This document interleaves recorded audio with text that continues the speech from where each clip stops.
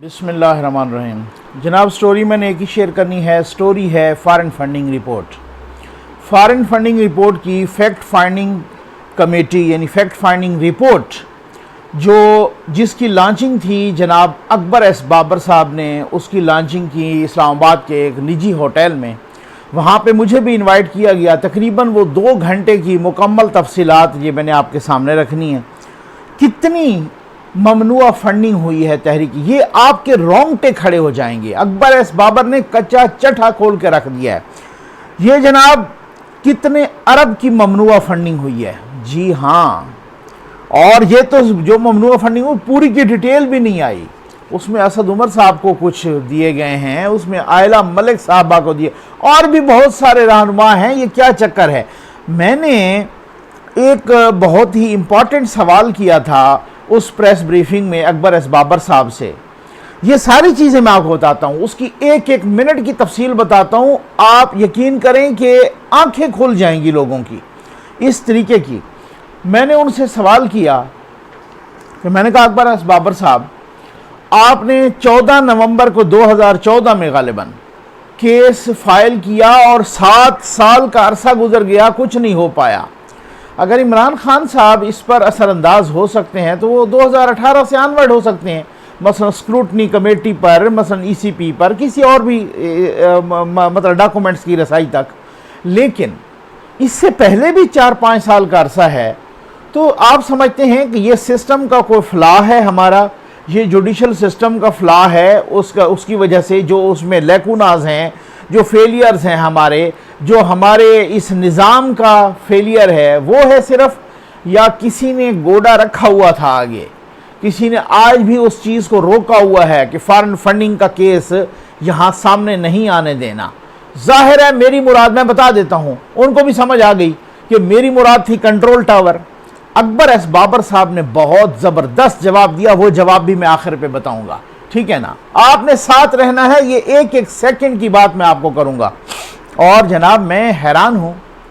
मैंने कहा क्या बात है, हम भी क्या कौम है माशाल्लाह, ठीक है ना, कि अगर चाहें तो एक इकामे पर, इकामा कौन सा, बेटे की कंपनी से वो तनख्वाह जो वो ले सकते थे लेकिन उन्होंने नहीं ली, यानी ख्याली तनख्वाह पर हम 3 दफ़ा के इलेक्टेड प्राइम मिनिस्टर को यूं बाहर निकाल दें।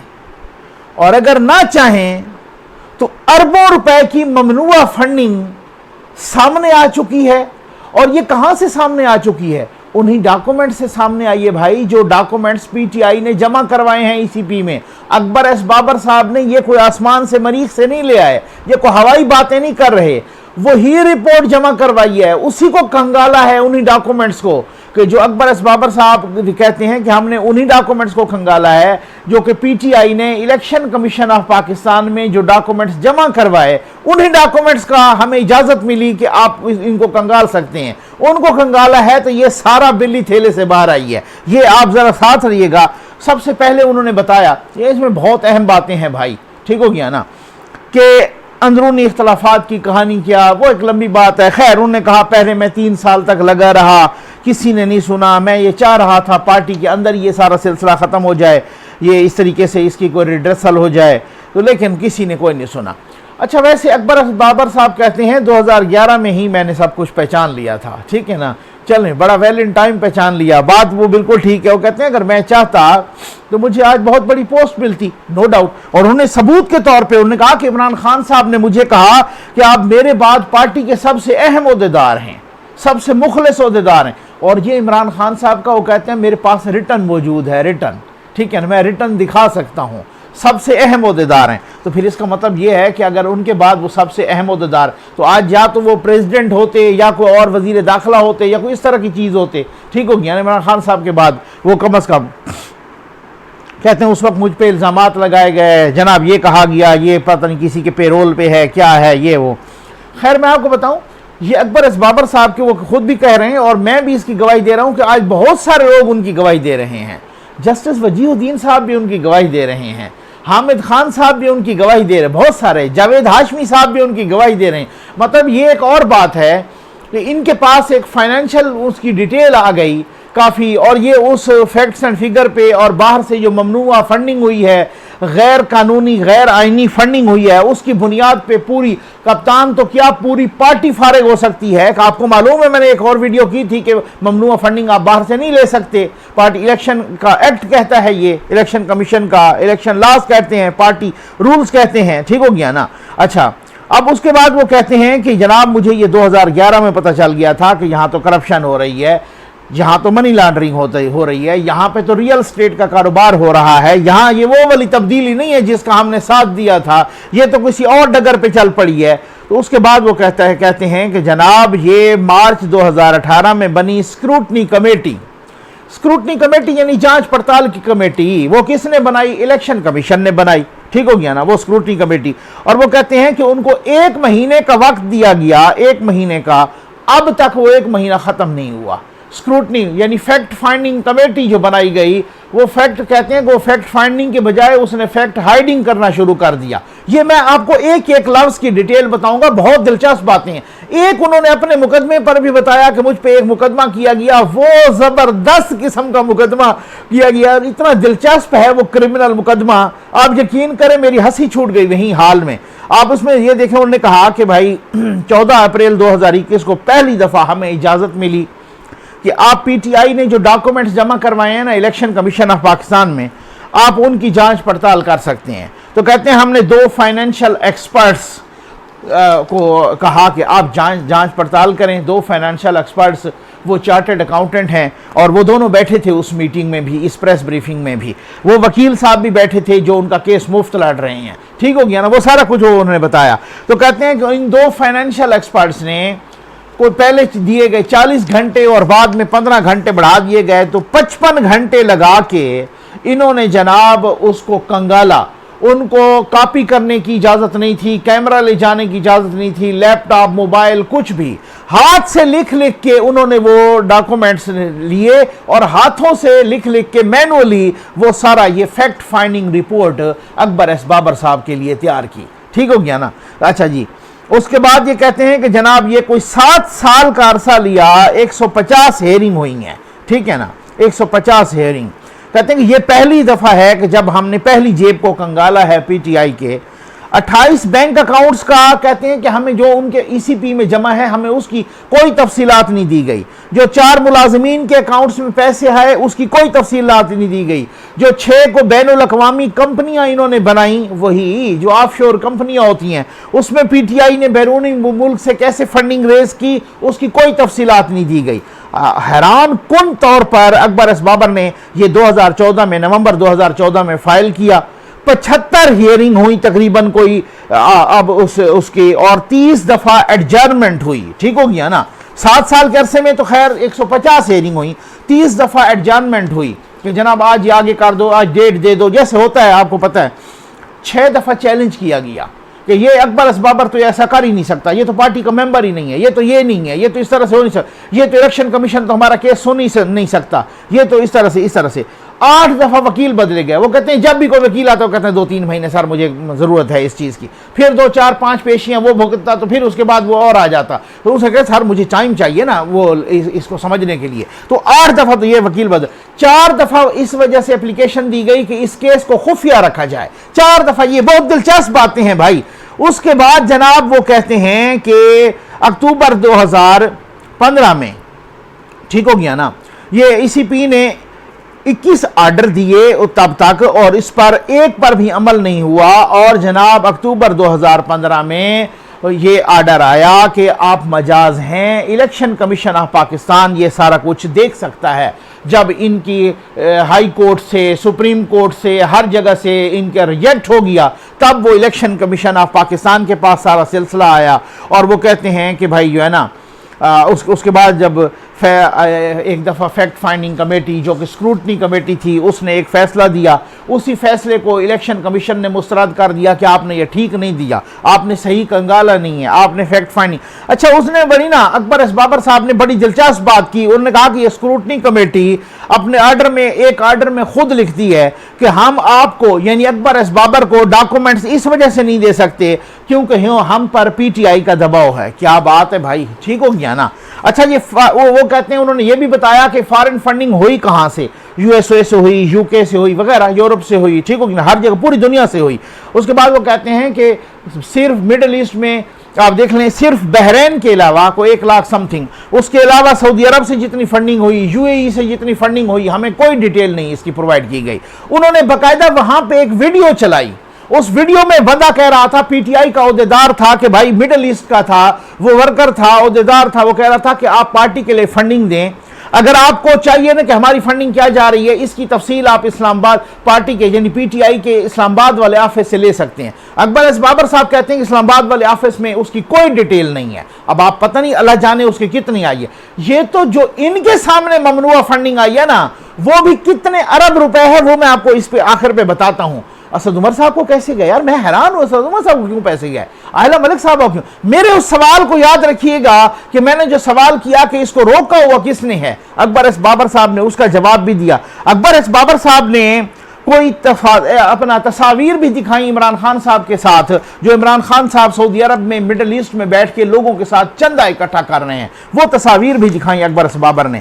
अच्छा, अकबर एस बाबर साहब ने 4 मुलाजमीन के अकाउंट्स के पैसे की भी बताई कि इनमें हमें भाई कोई तफसील नहीं बताई गई, इनके अकाउंट में पैसे आए हैं।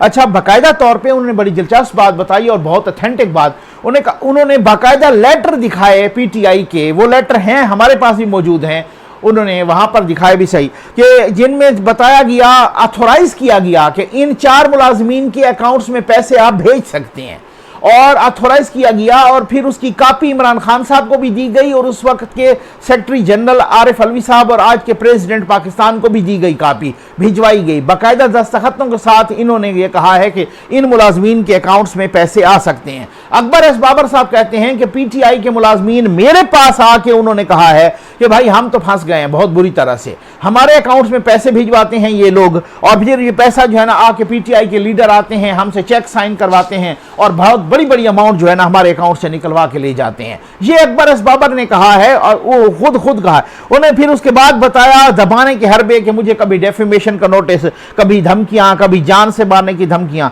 एक बात बड़ी जबरदस्त बताई अकबर एस बाबर ने। अकबर एस बाबर साहब ने बताया कि एक दफा मेरे पर ना क्रिमिनल कंप्लेंट भी आई, एक क्रिमिनल फौजदारी पर्चा भी बन गया, मुझ पे एफआईआर भी कट गई।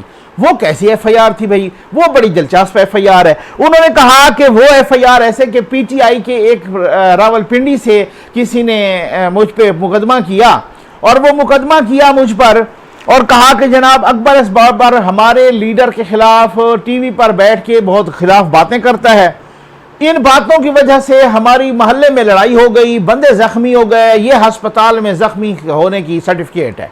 माशाअल्लाह, यानी अकबर एस बाबर बातें करता है, लड़ाई हम करते हैं, ठीक हो गया ना। और फिर उस लड़ाई की वजह से अकबर बाबर साहब ने एक और मिसाल दी, मैं एक शेर सुनाता हूं इस पर, ठीक हो गया ना। वो शेर है ना एक किसी शायर का कि मगज को बाग में न जाने दीजो कि ना हक खून परवाने का होगा। ये जो मगज है ना, शहद की मक्खी, इसको आपने बाग में नहीं जाने देना।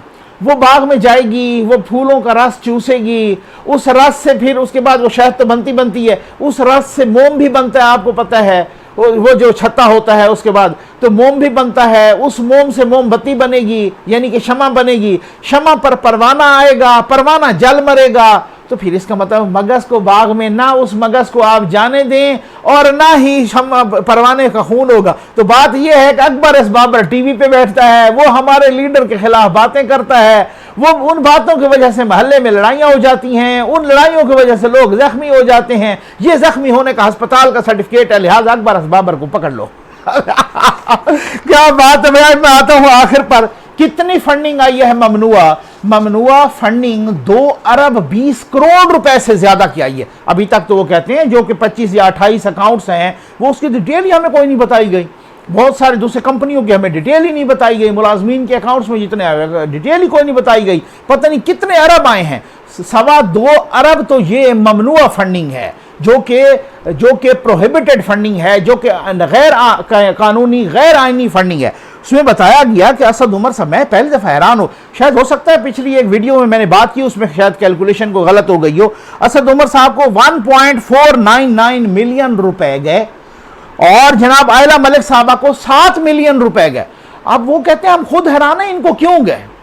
इनको क्यों इस तरीके से ट्रांसफर हुए इनके अकाउंट्स में, या इनको क्यों इस तरह से। अच्छा, मैं आता हूं आखिर पर अपने उस सवाल पर कि मैंने सवाल किया, मैंने कहा अकबर एस बाबर साहब मुझे आप ये बताएं कि चलें स्क्रूटनी कमेटी हो या ईसीपी हो या बाकी कोई डिपार्टमेंट्स हो जहां से कोई दस्तावेजात हासिल करने हो।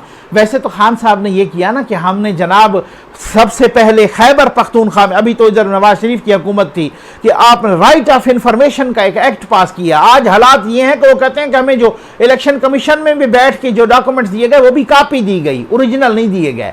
और फिर राइट ऑफ इंफॉर्मेशन किधर गया, निकालो ना राइट ऑफ। क्यों छुपते हो स्टे के पीछे, क्यों छुपते हो इस तरह की एडजर्नमेंट के पीछे, क्यों छुपते हो कि ये खुफिया रखे जाएं, क्यों? अगर दिल में चोर नहीं है, कुछ गलत नहीं किया तो भाई आए ना आपको। अगर को फॉरेन फंडिंग, ख्वाजा आसिफ साहब को रेमिटेंस की मद में कोई 10 करोड़ से ज्यादा मिले, उन्होंने अपने टैक्स रिटर्न में शो कर दिए। लाहौर हाई कोर्ट ने कहा कि उन्होंने टैक्स रिटर्न में किधर कोई दहशतगर्दी के लिए इस्तेमाल हुआ है फंड, किधर को हुआ है, कोई गलत इस्तेमाल हुआ है, अब आप आए जरा दिखाएं कि हमें। उन्होंने उनको जमानत दे दी। तो भाई बाहर से कोई रेमिटेंस आना किसी का कोई वो नहीं है। लेकिन आप, अच्छा, खास तौर पर जब इलेक्शन लॉज की खिलाफ वर्जी हो रही हो, जब आप ले न सकते हो, जब आप गैर कानूनी, उसको तो फिर छुपाना है, उसको फिर आपने छुपाया। 2 अरब 2.25 अरब की तो पकड़ी गई और बाकी पता नहीं कितने अरब हैं। मैंने उनसे पूछा, अकबर एस बाबर साहब मुझे ये बताएं कि इसको चलो 2018 से आनवर तो इमरान खान की हुकूमत है, वो तो खान साहब अगर किसी पर असरअंदाज हो सकते हैं किसी को किसी तरीके से, लेकिन पिछले भी तो 4-5 साल हैं, इसमें किसने रोका हुआ था? मेरे मुराद ये थी, क्या आप इसको सिस्टम की नाकामी समझते हैं? इस वजह से बार बार जनाब पेशियां और इतना 7 साल लग गए फॉरेन फंडिंग के, इतना ओपन एंड शट केस, कि या आप ये समझते हैं कि किसी ने रुकवाया हुआ था? मेरी मुराद कंट्रोल टावर थी। उन्होंने बिल्कुल जनाब इस पर दबे लफ्जों में बता दिया, बल्कि खुले लफ्जों में बता दिया कि जी बिल्कुल ऐसा ही है। लेकिन उन्होंने साथ ये भी कहा कि फिर आपको मालूम है कि कभी बैठेंगे तो मैं आपको बताऊंगा, आप हैरान रह जाएंगे, आप लोगों के रोंगटे खड़े हो जाएंगे कि फिर आप बताऊंगा कि भाई किस किस ने कैसे कैसे रोड़े अटकाए, किस किस ने कहां कहां रोका हुआ है। उन्होंने कहा कि जब वो, फिर मैं ये इदारों का भी एहतराम है, साथ ये भी कहा, लेकिन उन्होंने बिल्कुल वाजे कर दिया कि अब तक अगर ये फैसला नहीं हो पा रहा तो इसमें बहुत बड़ा रोल कंट्रोल टावर का है, जिसने रुकवाया हुआ है ये फैसला, जिसने ये सारा कुछ जो है ना, ये उनकी रिकॉर्ड पे है, आप उसको चेक कर सकते हैं। ये मेरा सवाल था, मेरे सवाल के जवाब में, और अभी तो बहुत मोहतात अंदाज में बोल रहे थे और वो कह रहे थे कि जनाब यही होता है, यही सितम ज़रीफ़ी होती है कि अरबों रुपए की फंडिंग आ जाए, कप्तान तो क्या पूरी पार्टी उड़ जाएगी। नहीं करना चाह रहे, किसी ने आगे गोडा रखा हुआ है, ठीक हो गया ना। और जनाब अपने बेटे की कंपनी से ख्याली तनख्वाह जो कि वो ले सकते थे, लेकिन लिया उन्होंने 1 टका भी नहीं है, फिर भी प्राइम मिनिस्टर फारिग हो गया, 3 दफा का इलेक्टेड प्राइम मिनिस्टर। ये मुनाफकत नहीं है मुबैना तौर पे, तो और क्या है। उम्मीद आपको वीडियो पसंद आई होगी। आपका बहुत बहुत शुक्रिया।